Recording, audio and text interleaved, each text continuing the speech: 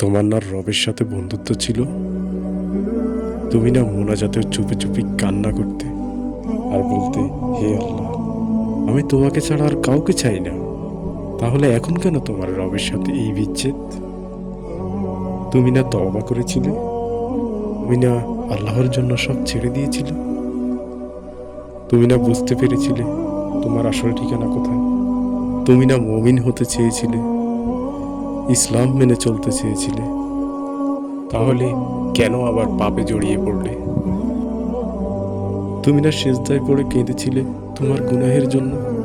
তাহলে আবার কেন দুনিয়ার ধোঁকায় পড়েছ? তাহলে তুমি কি তোমার নফসের কাছে হেরে গেছো?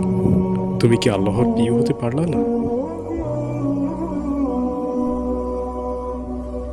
ব্যাপার না প্রিয় ভাই, এখনো সময় আছে। তুমি কি জানো না তোমার রব কত মহান? তোমার রব এখনো তোমার অপেক্ষায় আছে। তুমি রবের কাছে তওবা করো। তুমি রবের প্রতিশ্রুতিটা আবার রাখো।